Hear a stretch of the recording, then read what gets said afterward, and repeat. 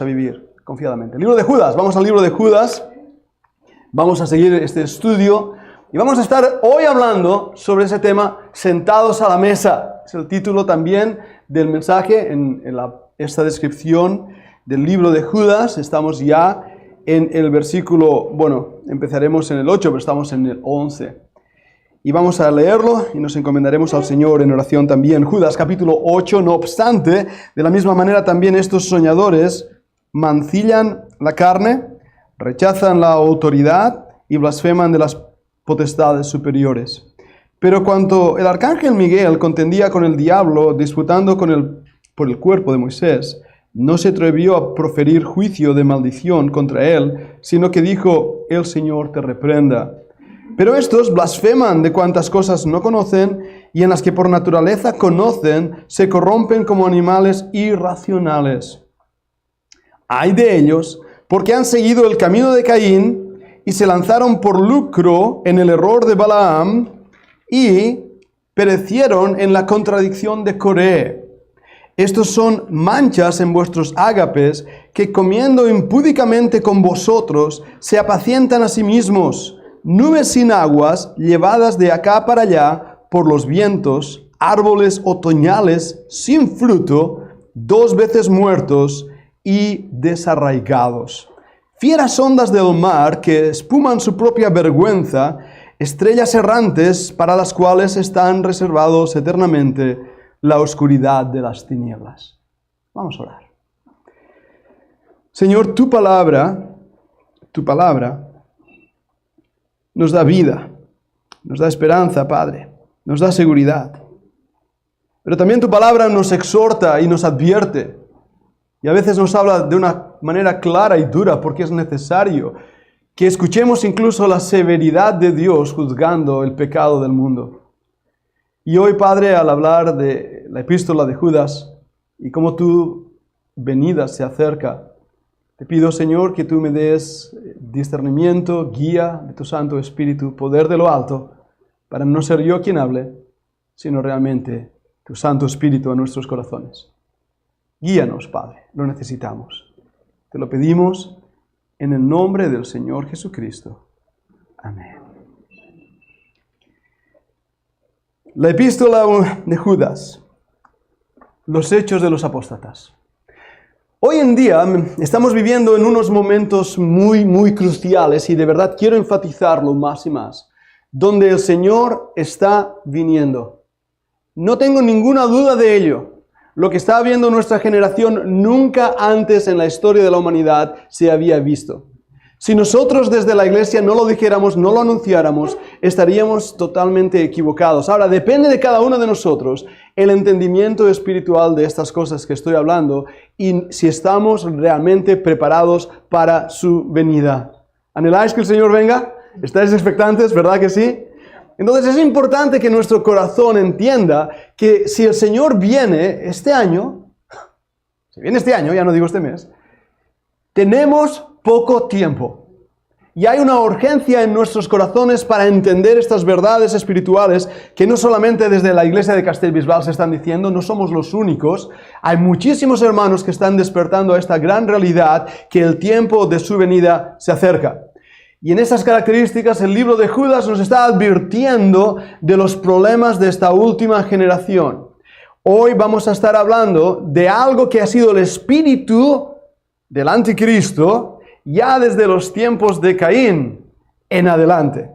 Hemos visto ya cómo había una serie de ángeles que no guardaron su situación, su orden, que lucharon por el cuerpo de Moisés. El arcángel Miguel combatía contra el diablo, dice el versículo 9. Pero hoy vamos al versículo 11 y vamos a ver cómo estas personas con ciertas características se han involucrado en la iglesia. Y vamos a ver también cómo ya en los tiempos del Señor Jesucristo este espíritu estaba ahí y a la vez vamos a ver el remanente bíblico, tipificado por una mujer a los pies del Señor Jesucristo. Versículo 11 dice: ay de ellos porque han seguido el camino, y apuntad estas cosas, ved la lista que hace el apóstol Judas, el camino de Caín, se lanzaron por el lucro en el error de Balaam y perecieron en la contradicción de Coré. 3 cosas. La primera, el camino de Caín. La segunda, el error de Balaam. La tercera, la contradicción de Coré. En breves palabras, ha resumido y explicado ese espíritu que desde el Antiguo Testamento, desde los días de Caín a nuestros días, ha continuado, ha persistido y se ha mantenido. Empecemos hablando de Caín. Caín es un ejemplo del hombre natural religioso que cree en Dios. Por supuesto, Caín ofreció un sacrificio a Dios. Caín estableció un sistema de religión que él mismo hizo, pensando que ese Dios, al cual él conocía, había hablado con él, tenía relación con él, pero era su religión y esperaba que ese Dios diera su aprobación. Era su propia voluntad. Y vemos en eso a alguien que rechaza la redención de Jesucristo para poner sus propias obras, sus propios hechos, para intentar ganar esa salvación. Como maestro de religión, el falso maestro se ve obligado a explicar la expiación de una manera que a la vez la niega. ¿Y qué digo con esto, hermanos? El hombre es religioso. Los filósofos dicen que la religión es el opio del pueblo, lo habéis escuchado, ¿verdad? Y vemos en esa manera de operar de Caín que el hombre constituye sus propios dioses, sus propios altares, sus propias formas de adoración. Por eso es que existen tantas religiones. Seguro que has hablado con alguien y ha dicho, bueno, ¿cómo voy a creer en Dios? ¿Cuántas religiones hay? Pues es por eso, porque el camino de Caín, la forma de Caín de la religión, hace que uno establezca su propia religión. Nosotros no estamos más libres de ello. Seamos sinceros con nosotros mismos. ¿Cuántas de las cosas que nosotros hacemos pensando que a Dios agradan son realmente nosotros ofreciendo un sacrificio como lo hizo Caín? Así que tengamos esto en cuenta. La religión no salva a nadie. No por ser cristiano eres salvo. No por ser evangélico vas al cielo. No por estar en esta iglesia tienes la eternidad asegurada. Porque Caín cayó en el error de pensar que su propio sistema de valores iba a ser agradable a Dios. Ahora, avanzo rápidamente en esta mañana por el tiempo también. El camino de Caín es un camino de pavimento que te lleva al infierno. Ese es el destino final. Luego vemos que se lanzaron por lucro en el error de Balaam. Es muy interesante esto, y debemos distinguir, hacer una distinción entre el error de Balaam, que aquí está mencionado, y el camino de Balaam. Vayamos un momento a 2 de Pedro 2:15. Como recordaréis, Judas y Pedro, el apóstol Pedro, hacen casi las mismas palabras, la misma idea, en 2 de Pedro 2:15.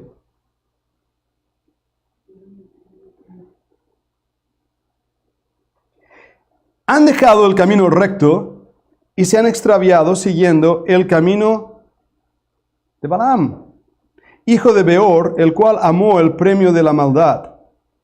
Y fue reprendido por su iniquidad, pues una muda bestia de carga, hablando con voz de hombre, refrenó la locura del profeta. Si leéis, la historia se encuentra en Números capítulo 22:5. Balaam era el típico profeta asalariado. Servía a cualquier dios a cambio de un dinero. Tenía unas ansias grandes de sacar ganancias con ese don de la lengua. Era un buen charlatán. Y este es el camino de Balaam. ¿Ves la diferencia? El error de Balaam fue la doctrina establecida siguiendo ya la religión de Caín, estableciendo su propia lista de valores, formas, ritos y rituales para agradar a Dios. Pero aquí vemos que hay un paso más en eso. El camino de Balaam es cuando la religión se convierte en una manera de enriquecerte. Estamos viendo esto en nuestros días, hermanos. Podéis entrar a YouTube, podéis ver vídeos de pastores, predicadores, profetas, les llaman a veces apóstoles, que se han enriquecido a costa de la religión. Y esto es aborrecible delante de Dios. Entre los 12 había uno que llevaba la bolsa, justamente ese, y terminó siendo ahorcado. Yo doy gracias a Dios que el Señor os ha librado a los que estáis aquí, y sé que a muchos de vosotros que nos habéis compartido por las líneas, por las redes, cómo Dios os ha librado de líderes religiosos que lo que hacían era enriquecerse a costa del rebaño. Líderes religiosos que han visto cómo ganarse para su propio vientre y son charlatanes. Y hermanos, tenemos que decir esto y decirlo claramente porque la Biblia nos muestra cómo esto forma parte de la apostasía de nuestros últimos días. Y cada vez lo vamos a ver más. La Biblia lo dice claramente que en los últimos días se acumularán, esa palabra quiere decir hacer un montón de falsos profetas. El camino de Balaam, la doctrina de Balaam, queda claramente expresada en estos puntos de 2 de Pedro y Judas, pero hay algo más. Vuelvo a Judas. Han caído en el error de Balaam, el camino de Balaam y la doctrina de Balaam. Vamos un momento a Apocalipsis 2:14. Apocalipsis 2:14. Apocalipsis 2:14. Hablando el Señor a la iglesia de Pérgamo. Esa iglesia, como bien sabéis, habéis visto la clase del hermano Blackwell, él lo recordaba. Pérgamos quiere decir matrimonio. Es el inicio de la iglesia apóstata donde el Estado se une con la religión. En el capítulo 2, versículo 14, tengo unas pocas cosas contra ti, que tienes ahí a los que retienen la doctrina, ¿de quién? De Balaam. ¿Os dais cuenta? El error de Balaam, el camino de Balaam, la doctrina de Balaam. ¿Qué es esa doctrina? Bueno, Balaam enseñó a Balac a corromper al pueblo que no podía ser maldecido. Ya que no puedo maldecir al pueblo, lo voy a corromper. Una vez más, por tiempo, no lo leo, la historia está en Números 31:15 hasta el 16. Su filosofía fue tentarle a casarse con mujeres de Moab, las moabitas, a profanar su separación y a abandonar su condición de peregrinos y nación santa para mezclarse con el error y la apostasía de los moabitas. Santiago 4:4, creo que es ahí donde dice, si alguno ama al mundo, el amor del Padre no está en él. La unión del mundo y la iglesia, hermanos, es algo que Dios aborrece. Por supuesto, tenemos que definir qué es el mundo. Tenemos que definir qué es eso, porque estamos en el mundo, ¿verdad que sí?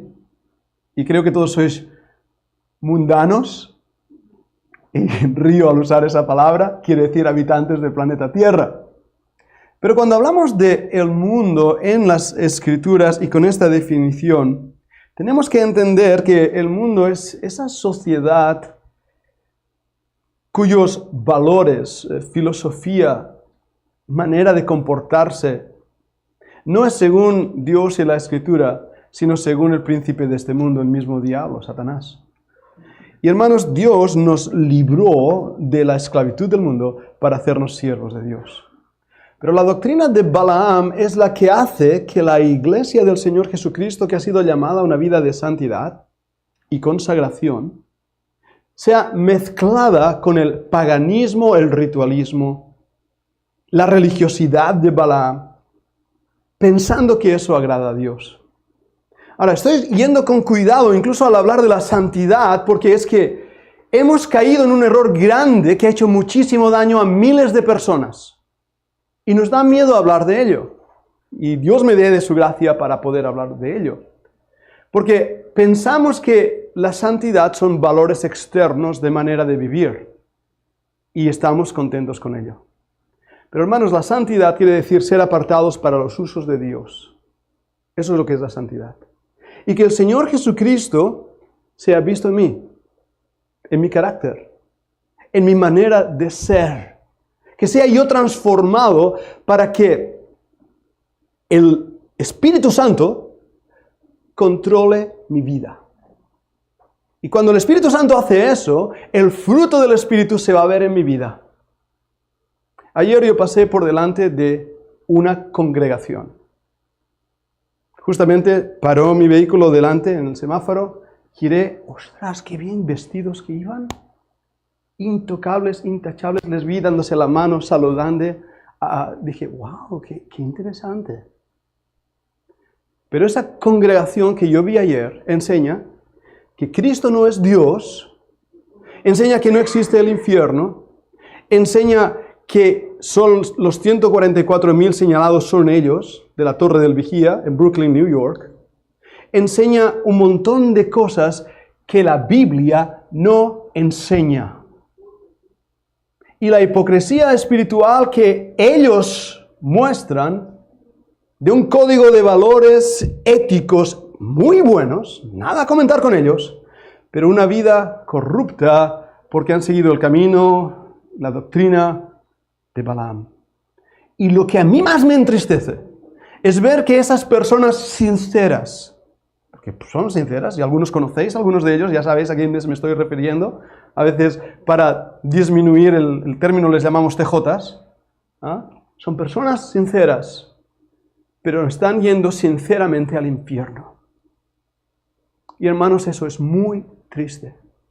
¿Entendéis, por lo tanto, cómo yo, como predicador en esta mañana, tengo que decir con toda la fuerza de mi corazón, escapemos del camino, de la doctrina, del error de Balaam, escapemos de la religiosidad de Caín y vivamos una vida que sea santa y consagrada a Dios, haciendo realmente que Dios transforme nuestras vidas?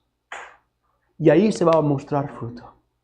Porque creo sinceramente que el propósito de todo lo que se está haciendo en esta iglesia, en esta congregación, de todo lo que se está predicando de este púlpito, es llevarnos más cerca del Señor Jesucristo.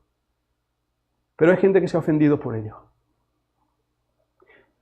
Cuando vemos esto, hermanos, me pregunto qué está pasando. Nos falta un detalle más. Coré. Esto es increíblemente interesante. Se encuentra ya al final del versículo. El error de Balaam y perecieron en la contradicción de Coré. ¿Quién es este Coré? Otra vez, Números 16. Si estáis tomando apuntes, y espero también que los niños lo estén haciendo, luego de la reunión me reuniré con ellos a ver cómo ha ido con los que tenemos aquí. Números 16. El pecado de Coré fue negar la autoridad de Moisés como vocero elegido de Dios y la intromisión en el oficio sacerdotal. Eso fue la contradicción de Coré. ¿Por qué dice contradicción? ¿Sabéis lo que quiere decir contrario, verdad? Ser contrario. Uno dice blanco, el otro dice negro. Eso es contradicción. Uno dice por aquí, el otro dice por allá. Eso es contradicción.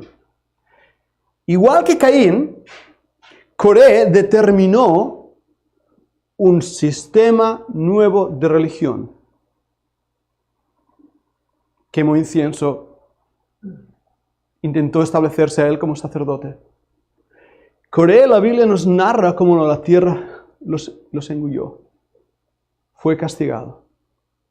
Es muy interesante cómo Dios fue misericordioso con los hijos de Coré. Hay varios salmos que narran a los hijos de Coré. ¿Lo habéis visto? Dedicado a ellos. Porque los hijos de Coré vieron el error de su padre y se apartaron.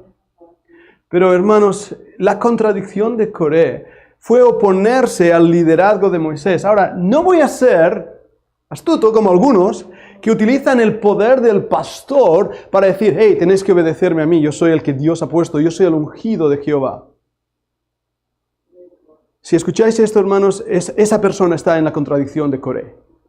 Porque nosotros, pastores, somos siervos. No voy a cansar de decirlo. Soy un ejemplo, espero que sí. Hey, soy mortal, soy pecador, soy a veces realmente un asco. Si no, preguntarle a los que más cerca de mí están y os dirán todos mis errores. Y aún así me aman, lo cual es bastante bueno. Si esta iglesia era perfecta, cuando yo llegué, dejó de serlo. Así es. Pero hermanos, nosotros vamos a tener que dar cuenta a Dios. Dios va a pedirme cuenta de cómo te he tratado, de cómo te he enseñado, de cómo he predicado. Dios va a pedirme cuenta. Yo no estoy aquí para ser exaltado, estoy aquí para ser humillado y servir. Es el ejemplo que nuestro Señor nos dio. El abuso espiritual es un abuso muy común en las iglesias. Y cuando digo abuso espiritual, voy aún más allá. Abuso emotivo y físico. De verdad, cuanto más estudio este tema, más me irrito. Y por eso debo dar un golpe y decir, no puede ser esto. Estamos hablando de hombres que toman el lugar que corresponde a un siervo para convertirse en señor de la grey. Si estás o estáis, los que me estáis escuchando ahí, en un liderazgo opresor, lo mejor que puedes hacer es salir de ahí. Es salir de ahí. Y a algunas personas les da miedo salir de ahí. Hay términos que yo estoy aprendiendo ahora, no conocía antes, como indefensión aprendida. Y si no es así, por favor me corregís, el equipo técnico me dice. Uno aprende a no defenderse. Una mujer que está siendo maltratada por un marido que la está golpeando, la está insultando, la está humillando, llega a un punto que hasta ella misma se cree que ella merece los maltratos porque ella es indigna del amor de su marido. Y la culpabilidad controla tanto a esa mujer que esa es una indefensa, una manera de ser, no puede defenderse, aprendida ya. Y eso que os pongo dentro del matrimonio, donde incluso algo típico que acontece es cuando hablas con una mujer maltratada y dice, no, sí, es un buen hombre, es que en el fondo me quiere. Porque está intentando sacar de su mente la realidad que está siendo pisoteada y maltratada. Y esta no es una predicación en cuanto al matrimonio, pero os digo una cosa, esto pasa en matrimonios y en hogares cristianos y en líderes cristianos más de lo que nos imaginamos. Líderes, pastores, ancianos, diáconos, que maltratan a sus esposas y maltratan a sus hijos. Y es una vergüenza, es una vergüenza. Y eso me entiende, porque hermanos, Dios nos ha llamado a una vida de santidad ahí también. Ahora bien, ¿qué debemos hacer en esta situación? Estas personas que tratan así son bien descritas en los siguientes versículos. Y me es muy curioso porque lo que hace Judas, el Señor es tan hermoso, cuando dice, estos son manchas en vuestros ágapes. ¿Lo habéis leído esas palabras? Y uno dice, ¿y eso qué es lo que es? ¿Qué es un ágape? Ya os veo, algunos ya sabéis qué es un ágape. ¿Alguien se atreve a decirme qué es un ágape? ¿Un ágape? Una comida a la que vamos a celebrar el domingo que viene aquí con enchiladas y con esas cosas tan buenas de México y Perú. Dime, Rosita. No, ágape, en ese contexto históricamente hablando, y es también una buena observación, habla de una comunión, por supuesto, pero los ágapes eran las comidas fraternales. Porque si leéis el contexto, además sigue leyendo, que dice, es en vuestros ágapes que comiendo impúdicamente con vosotros, se apacientan a sí mismos. ¿Lo veis? Comiendo. Hay muchos escritos de esto. Los padres de la iglesia nos hablan de esa relación en los ágapes. Y el libro de Corinto, ¿cuál era el problema en la iglesia de Corinto? Que tomaban la cena del Señor y algunos, ¿qué? Se emborrachaban. Les gustaba el vinillo, Se emborrachaban. Y no se esperaban unos a otros. Y uno tenía hambre y comía ahí con glotonería. Y Pablo tiene que corregir esto. Y esos ágapes, estaban también ahí personas que tenían la religión de Caín, el camino de Balaam, la doctrina de Balaam, el error de Balaam. Se habían infiltrado ahí en la iglesia y estaban haciendo estas cosas. Ahora, fijaros, de verdad, Satanás es asqueroso, Es malo. Lo más hermoso que Dios hace es lo que Él pervierte.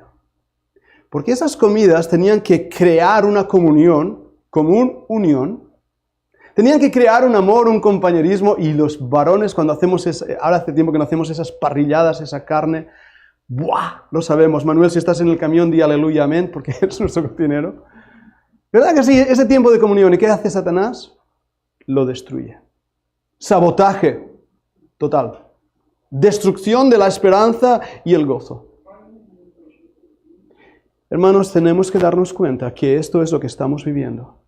Muchos de los ataques y críticas que la iglesia del Señor Jesucristo recibe son injustas porque son estos hombres aquí que tan bien describen los que se han infiltrado, los que están ahí, llevadas de acá para allá por los vientos, árboles otoñales, sin fruto. Sin fruto.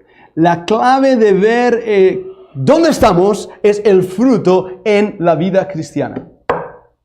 Y el fruto no son otros cristianos, ¿de acuerdo? El fruto es el Espíritu Santo controlando tu vida. Pero esta gente no lo tiene. ¿Por qué? Porque están 2 veces muertos y desarraigados. Esto es peor que un pámpano que ha caído. Esto ha sido desarraigado, sin fruto. Fieras ondas del mar. Y los que habéis estado en el mar, si habéis estado en una tormenta, sabes que no sabes por dónde te va a golpear la siguiente ola. Que espuman su propia vergüenza. Espumosos, no sabes por dónde agarrarlos. Se ha hablado de nuestra generación como la generación líquida. Pero esta generación, hermanos, es más que líquida, y este no es un término que yo he acuñado. Es una generación espumosa. Una generación de su propia vergüenza. Son estrellas errantes por las cuales está reservada eternamente la oscuridad de las tinieblas. Y hermanos amados míos, me gustaría, desearía hablar con gozo de la salvación, del cielo que nos espera, de la paz con Cristo, pero tengo que hablar de estas cosas porque esto es lo que nos ha tocado vivir. Y si como creyentes no despertamos a esta realidad y sacudimos nuestras vidas, viendo lo que nos rodea, vamos a caer. Vamos a deshincharnos. Tenemos que ver el mal. Ahora bien, el mensaje no ha terminado. Voy a la parte que más anhelaba. Porque esto es la realidad de la apostasía. Pero la Biblia nos habla de un remanente. La Biblia nos habla de un grupo pequeño, manada pequeña, es el término que el Señor Jesús usó.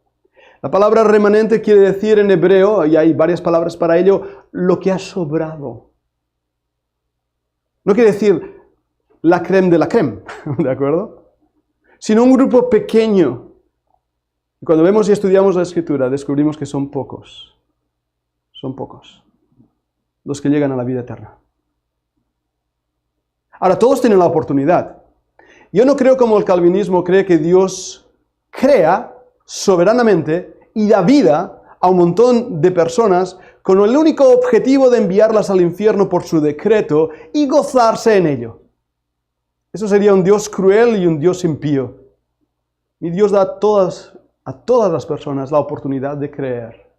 Dios no da vida a un bebé para después enviarlo al infierno. Eso sería un Dios impío. Dios da vida y esperanza para que todo aquel que en Él crea no se pierda, mas tenga la vida eterna.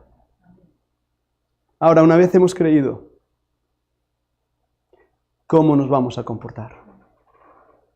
Hemos hablado de los ágapes, de las comidas fraternales. Varios ejemplos vienen a mi mente. Uno de ellos, el Señor Jesús con sus apóstoles comiendo, tomando una toalla, ciñéndosela para servir. Un buen ejemplo. Un buen ejemplo es María y Marta con el Señor Jesús ahí en la casa. ¿Cuántas veces comieron juntos?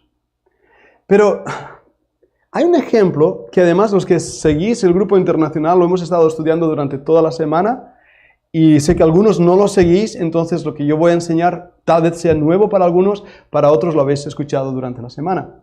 Vayamos a Lucas capítulo 7 y vamos a ver ahí un ejemplo claro y evidente de este espíritu de Balaam, de Caín y de Coré reflejado en un fariseo. Y vamos a ver el ejemplo de una mujer que representa a la iglesia. Lucas capítulo 7.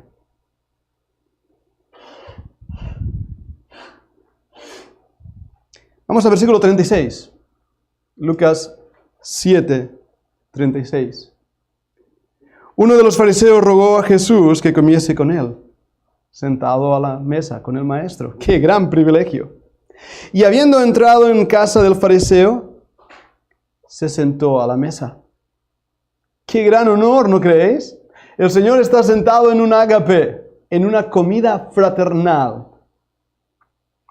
Entonces, una mujer de la ciudad, que era pecadora, Al saber que Jesús estaba a la mesa en casa del fariseo, trajo un frasco de alabastro con perfume.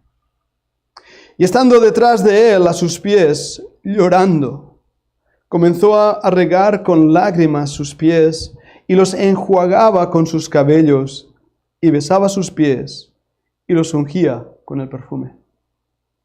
Cuando vio esto el fariseo que le había convidado, dijo para sí: si fuera profeta, conocería quién y qué clase de mujer es la que le toca, que es pecadora.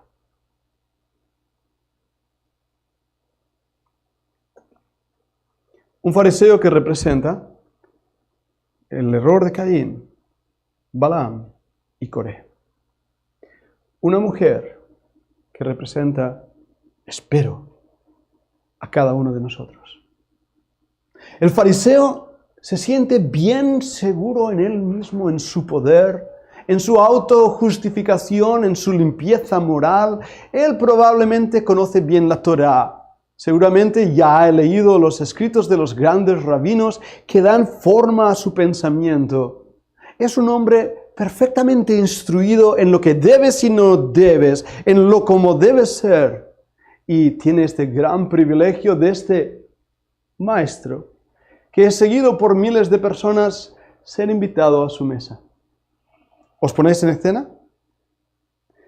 Sin embargo, este fariseo tiene en su corazón un pensamiento hacia los demás, y especialmente hacia una mujer. Él sabe que esa mujer es pecadora. ¿Cómo lo sabe? ¿Acaso él mismo ha disfrutado de sus servicios? ¿Por qué esta mujer sabe cuál es su casa y cómo se ha enterado que el maestro está ahí? ¿Lo veis? Qué fácil es que este fariseo la mire con desprecio y la rechace. He conocido a muchas personas que son como este fariseo, a muchas personas. Que están tan seguras en sus valores, en sus creencias, en pensar que tienen la verdad, que tienen una actitud de desprecio hacia todos aquellos que no están a su altura. Porque hay que estar a su altura. Lo gordo y lo más triste es que su opinión sobre Jesucristo muestra lo que había en su corazón. ¿Lo habéis leído en el último versículo? Empecemos con esta palabra porque es la manera en que él trata al maestro, al Señor, al Rey de Reyes. Para un rabino, según la tradición rabínica, explicada en el Talmud y en la Gemera, un rabino no podía ser tocado por una mujer. La mujer era un ser despreciable. No ha cambiado mucho la cosa, ¿verdad, hasta ahora? La mujer, y sobre todo una mujer que debía haber entrado a esa casa como los leprosos. ¿Recordáis lo que decían de los leprosos? Soy leprosa, apartaros de mí, porque soy pecadora. Pero esta mujer, cuyo corazón sabía que el único que podía salvarle de sus pecados, de su miseria, de su situación era Cristo, entró en la casa del fariseo. Nadie la frenó. ¿Te das cuenta? ¿Fue corriendo a los pies del fariseo? No. Fue corriendo a los pies del Señor Jesucristo. Y en esos pies, mirad lo que ella hace. Y de verdad, esta historia que se repite también, hay dos mujeres que hacen lo mismo, pero dice que, llorando, versículo 38, comenzó a regar con lágrimas sus pies, y los enjuagaba con sus cabellos, y besaba sus pies, y los ungía con el perfume. Una mujer pecadora que se acercó a Cristo en un ágape, con ese hombre como la ola del mar, como viento, como árbol otoñal sin fruto, ese hombre que representaba todo lo de que Caín Coré representa, Balaam representa. Se acercó a los pies de Cristo y derramó su vida a los pies de Cristo. Hermanos, esta mujer te representa a ti y me representa a mí. Espero. Porque ninguno de nosotros queremos identificarnos con el fariseo, pero sí con esa mujer que representa a la iglesia. Tú y yo, hermanos, éramos pecadores. La iglesia del Señor Jesucristo ahora es santa, justa, buena, pura, vestidos de lino, emblanquecidos, pero nosotros éramos peor que una ramera. Amando al mundo, amando el pecado. Nosotros hemos vivido en nuestro propio vómito y nos hemos gozado y lo hemos disfrutado, al punto que quedamos hartos y desesperados. Y la verdadera conversión no es una oración de 3 minutos o los 5 pasos del libro de Romanos. ¿Cuántos misioneros he visto utilizando un evangelismo barato para decir, mira, tú escucha, vas a orar conmigo, repite mis palabras después que yo? ¿Así? Sí, es muy fácil. ¿Quieres la vida eterna? Pues claro, ¿quién no quiere vivir eternamente? Los españoles se mataron buscando las fuentes del agua eterna, ¿verdad? Ponce de León y los suyos. Claro, quiero la vida eterna. ¿Quieres una vida de gozo, de paz, de felicidad aquí en la tierra? ¡Claro! ¿Qué tengo? ¿Dónde firmo? Pero mirad la condición de esta mujer, no hizo nada de eso. Ni tan siquiera oró. Lo que hizo fue caer a los pies de Cristo. Y como muchos otros diciendo, ten misericordia de mí, pecador. Empezó a llorar. Hay varias razones por las que una persona llora. No digo llenarse los ojitos de gotitas de agua, lagrimógeno fácil. Eso es fácil. Hasta hay gente que llora de rabia. Pero cuando uno estudia las lágrimas del corazón, el quebranto, cuando uno realmente llora y llora y llora porque te das cuenta de tu miseria y clamas a Dios diciendo, soy culpable, merezco la muerte, merezco lo peor, soy lo peor. Y entonces caes a los pies de Cristo. Te aseguro que ya no eres como un fariseo, ¿eh? Porque tu alma tiene sed de Dios. Porque tu alma le desea. Porque te das cuenta de tu condición. Y lloras. Y secas sus pies y besas sus pies. Hermanos, fijaros en esa escena. Miradla vosotros mismos. Me pregunto si yo he besado los pies de Cristo. Me pregunto si yo he lavado los pies de Cristo con mi vida y mi testimonio. Si yo le amo tanto que realmente mi vida es, Señor, te amo. Señor, te amo. Señor, te amo. Hablando en la fundación bíblica, un reto realmente a mi propia alma es por qué quiero que venga el Señor. ¿Para librarnos? Yo estoy cansado de vivir aquí, ¿sabéis? Estoy cansado. ¿Pero por qué quiero irme? ¿Para ser librado? ¿O quiero irme realmente porque le amo tanto que estoy dispuesto a entrar en la casa de un fariseo, reventar la puerta si es necesario, y entrar y correr a los pies de mi Señor, y caer a sus pies, y decirle, te amo y te necesito, soy indigno de tu amor? Hermanos, ¿nos damos cuenta lo que estoy diciendo? Cuando nos convertimos y aceptamos a Cristo, nos vemos pecadores. Pero después de 20 años, 10, 15, lo que sea, nos vemos tan justos que creemos que tenemos el derecho, como este fariseo, de juzgar y condenar a otros, porque ya no son como nosotros. Y esos otros están a los pies del Señor. Y nosotros sentados sobre nuestro propio trasero, en nuestra propia justicia. Ese es el cristianismo que estamos viviendo en nuestros días. Y voy a dar una tuerca más a este pensamiento. ¿Sabéis que esta mujer lo ungió? ¿Quién debía hacer eso? Los sacerdotes. No las mujeres, ¿eh? A Cristo lo van a apedrear uno de estos días por permitir que una mujer lo ungiera. Ya. Tal vez eso nos muestra que Dios tiene misericordia del que tiene misericordia y se compadece del que se compadece. Porque nuestro Dios es así de amoroso. Judas nos muestra los hechos de los apóstatas.